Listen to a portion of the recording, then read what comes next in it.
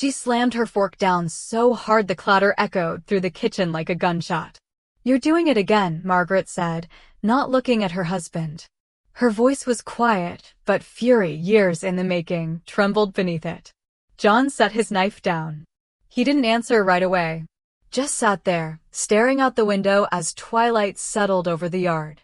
Outside, leaves rustled in the trees, autumn was nearly gone, and the branches were shedding their last finery, as if exhausted by it all. "What am I doing again?" he finally asked.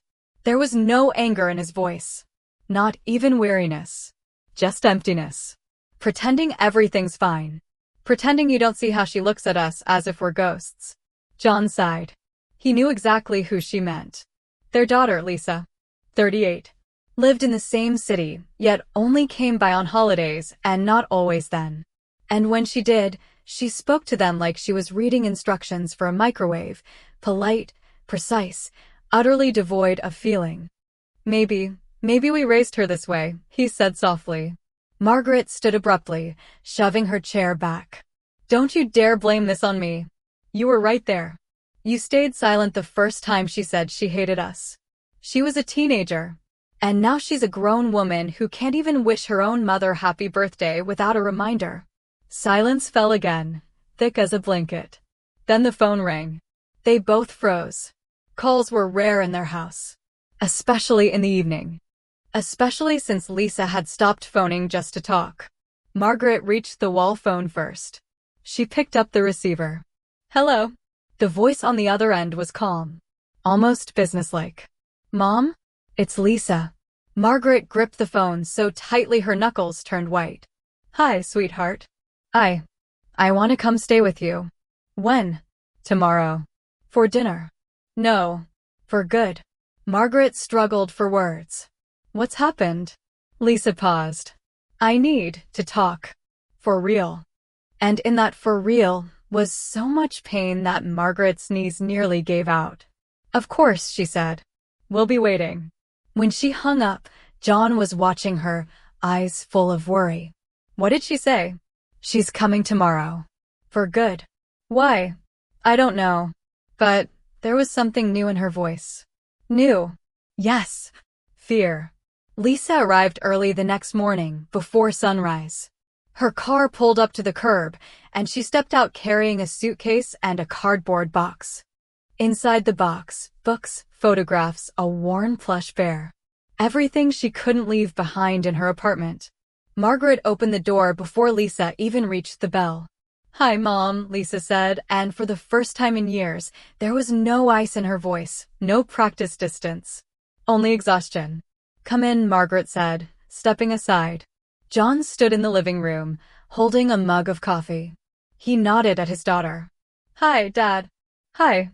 They didn't hug, didn't shake hands.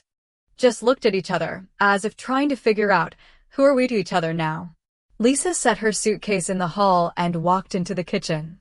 The table was already set, not for a holiday, but with care, fresh rolls, eggs, orange juice. "You haven't eaten?" Margaret asked. "No." "Sit down." Lisa sat. Paused. Then said, "I quit my job." Margaret froze, coffee pot in hand. "Why?" "I couldn't take it anymore." "What happened?" Lisa looked at her mother. Tears welled in her eyes, but she wouldn't let them fall. "I realized I've been living someone else's life. All this time." "Someone else's? What do you mean?" "I did what you wanted. Became a lawyer because you said, it's prestigious. Married Mark because you said, he's reliable. Had 2 kids because you said, family is everything. We never said that." John protested. "Not in so many words. But you looked at me like I owed it to you. We only wanted you to be happy. Did you ever ask what I wanted?" Silence. Margaret sank into the chair across from her daughter. "What do you want now?" "I don't know. But I can't keep pretending to be who you thought I should be." "And who do you want to be?" Lisa took a deep breath. "Honest. With us. With myself." They didn't talk about anything important the rest of that day. Dinner passed in tense quiet. Afterward, Lisa went to the guest room Margaret had prepared the night before. That evening, John stepped out into the garden. Margaret followed. Do you think we really ruined everything? He asked, gazing at the bare flower beds. Not everything. But some things, yes. We loved her. We did. But maybe not the way she needed. And how did she need us to love her? I don't know. Maybe, just to listen. They stood in silence until the rain began to fall. The next morning, Lisa came downstairs first. She brewed coffee, set the table, and waited. When her parents entered, she said, "I want to tell you a story." "What kind?" Margaret asked. "About the first time I realized you didn't really see me." She spoke calmly, without accusation. "I was 15. I wrote a poem, one of the few times I ever felt truly myself. I brought it to you. Dad read it and said, 'Nice, but you'd better focus on math.' Mom added, 'Poetry's a hobby, not a career.' We didn't mean to hurt you," Margaret whispered. "I know. But you never asked how I felt writing it. Never asked why those words mattered. You just dismissed it." "I'm sorry," John said. "That's not why I came back." "Then why?" "To find out, can we start over? At our age." John chuckled softly. "Especially at our age." Margaret stood, walked to her daughter, and hugged her, truly, deeply, for the first time in years. "Yes," she said. "We can." 3 weeks passed.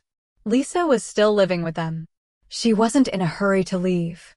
Every morning, they ate breakfast together. Every evening, they talked not about the weather or the news, but about fears, dreams, and all the things left unsaid. One day, Lisa brought down an old photo album. "Remember this?" she asked, pointing to a picture. 3-year-old Lisa in a bumblebee costume, laughing, holding a flower. "You were in the school play," Margaret smiled. "And you both came." "Of course." "I thought then, these are my heroes." "And later?" "Later, I stopped believing you saw me at all." "And now?" Lisa looked at her mother.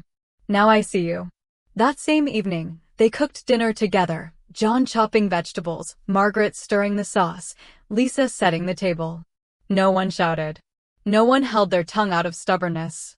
At dinner, Lisa said, "I'm thinking of opening a little coffee shop. With books. And a corner for poetry readings." "Here?" John asked. "In town." "Are you sure?" "For the first time in a long time, yes." Margaret smiled. "Then I'll be your first customer." "And I'll be your first waiter," John added.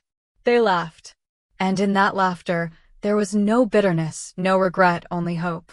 Because sometimes, to begin again, you don't need to move to another country or change your name. Sometimes, all it takes is saying, "I'm here. Do you see me?" And hearing in return, "I see you."